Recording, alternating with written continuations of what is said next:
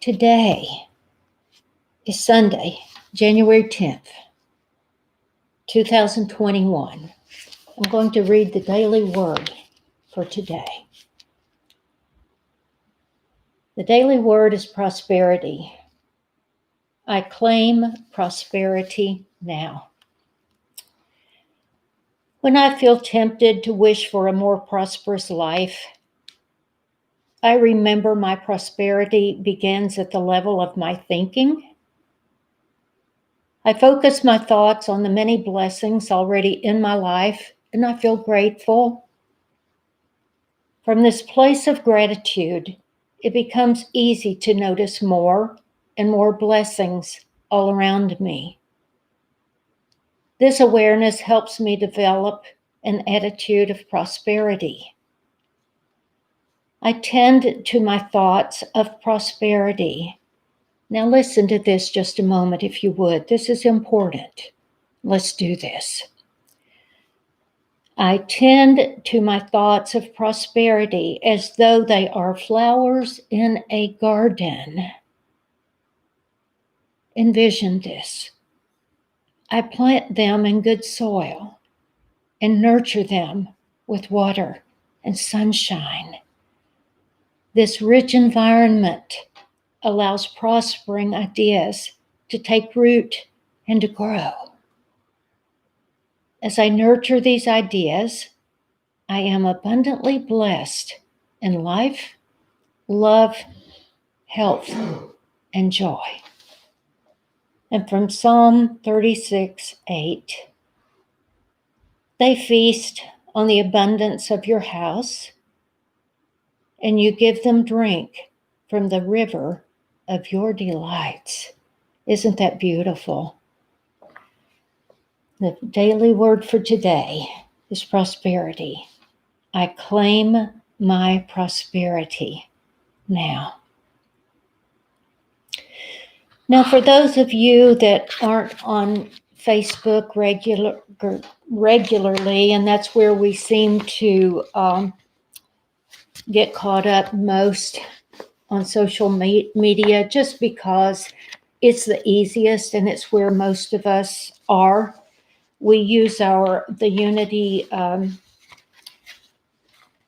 Facebook page, the group page that Matt set up for us, Spiritual Center of Gulfport.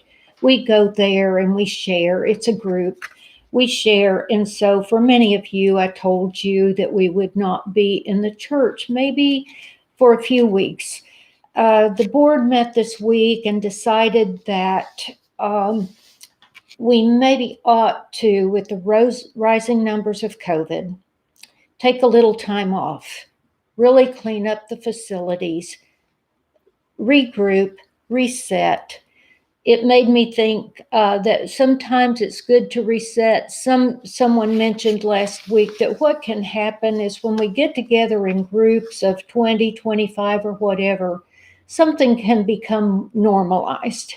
For instance, a behavior that's not great, that we're taking off our mask in a room of 20 people where, we've seen them every Sunday, so we're thinking it's all safe. Well, the truth is, we're not living in fear, but we do know that each one of us has a different circle of friends that we're with, and we assume that they're safe too. And so when we come together, we're bringing wherever we've been that week and with whomever we've been with and whomever they were with too, back with us. So we want to be responsible. We don't want to normalize bad behavior either.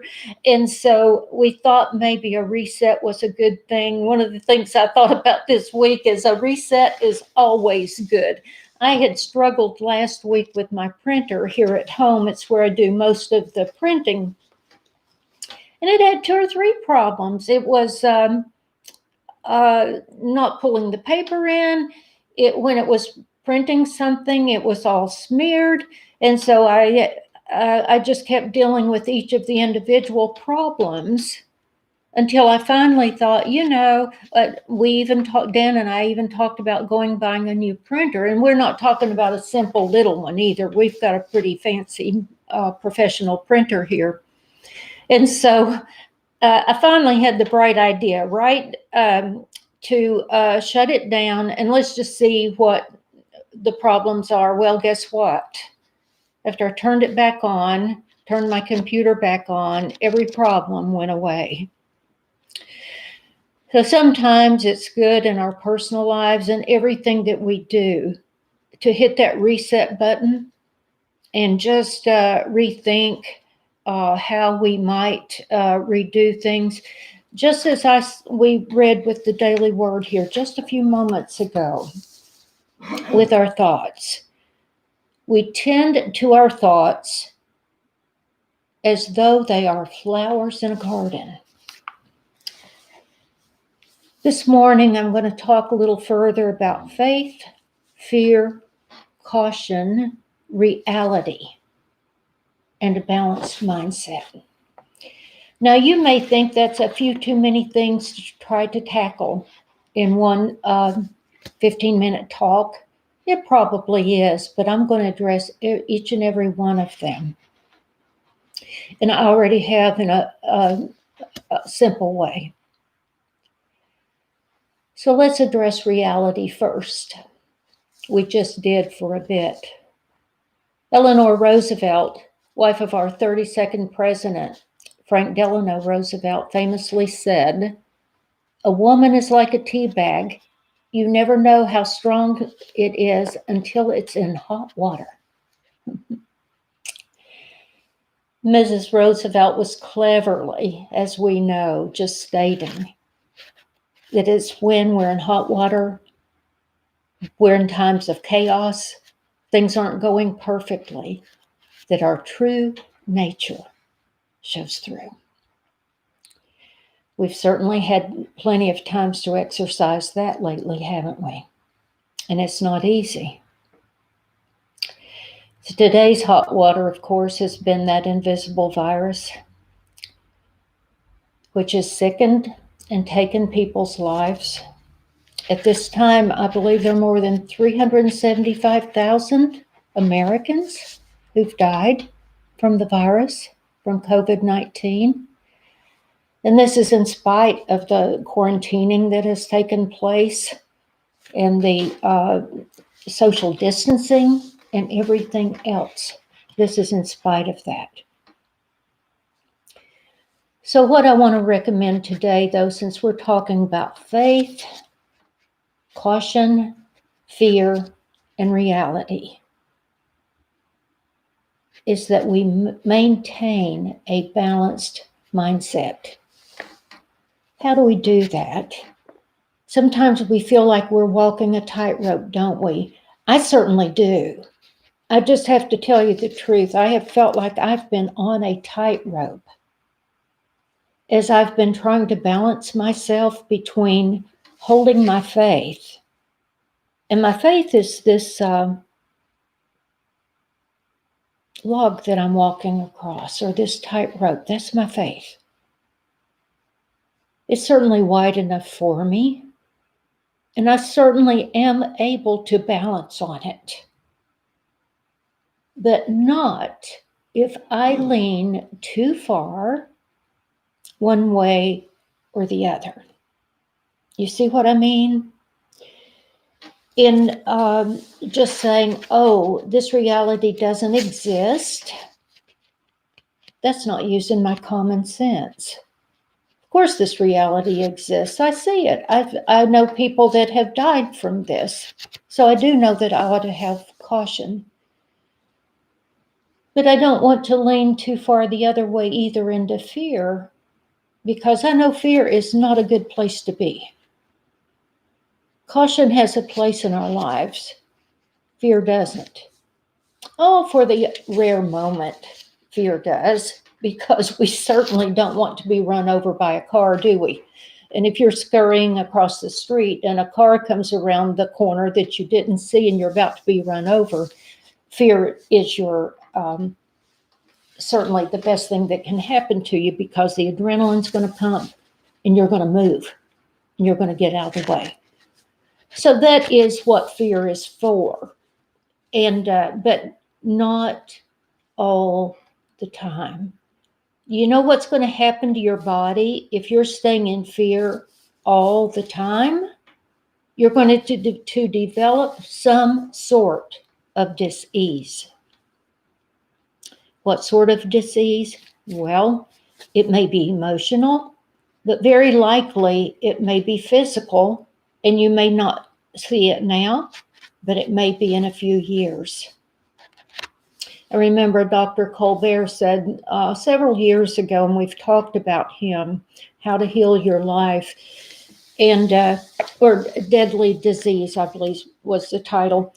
He said that what he would see in his office would be people that would come in with cancer, and he would ask them what they had been doing 7 years before. And typically, they had been through some sort of a trauma. And so I'm just inviting you right now, if your faith has not informed you enough yet, to simply use your caution and not your fear, I'm imploring you to fall back upon your faith, fall back upon those things that we teach, and leave the fear behind. There's another sort of trauma that shows up as fear too, and that's the trauma that we carry around with us that may have come, it's triggered right now. It's a trauma that we had as a younger person, maybe as a child. And our fear, our emotional dis-ease is being triggered right now by a lot of things going on in the world. We don't want to pay for that later. So I just implore you right now, if you have some trauma that you underwent from your childhood, address that. Put your arms around that child, love her or him. Give them what they need. If it's emotional support, give that. So there are all those traumas that we may even be creating now, or that we've brought forward with us from our childhood or prior lives. Let's do what we can to let those fears go. Now you may wonder why I'm talking about that when I'm talking about our current circumstances. Well, it's fear that you see everywhere. That's what's behind all this chaos. Every single thing that you're seeing right now is fear. Somebody's ego of not being enough, not being smart enough. Maybe they're not the best anymore. Maybe, just maybe, we're seeing something that's triggering us, and it's triggering an old memory. You know, maybe my father lost his job when I was 12 years old, and it scared me so badly. And I still have so much emotional pain from it, that I react to it when anything happens that looks like it's going to yank the rug out from under me. That many decades later, you know that can happen, right? So a lot of the things we're seeing being played out in the world right now is fear. Fear, oh, they're going to take all our guns away and we won't have any control. I beg of you, I plead with you, I implore you, use your faith, use your good sense. Use the wisdom that God gave you to know it's all going to be okay.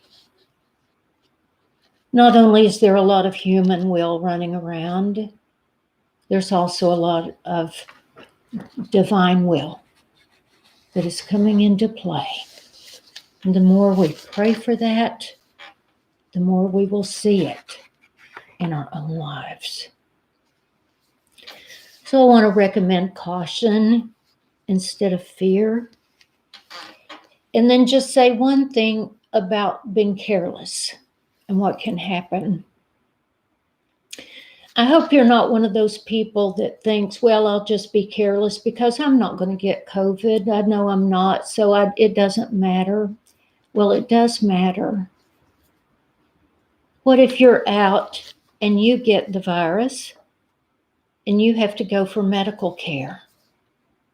You're taking valuable resources that someone else could have used. What if you need to go into the hospital and that hospital just gave you the last bed and someone else shows up that had a heart attack? Do you have any responsibility there if you were careless? If you didn't take responsibility for your actions? So I just want to put that out there too. If we're talking about caution, reality, and fear, let us let the fear go. And the other thing is, we don't really want to determine our own exit point from this life, do we? That's not up to us. And we want to make sure that we're not being careless and that we exit this life and don't complete all of the things we were meant to do when we came here. I sort of feel like we have lives that we're supposed to live, that we planned when we come, when we embody, our soul embodies. Certain people we should run into and certain things that we're supposed to accomplish on this earth. Now, if we're reckless and we leave our bodies,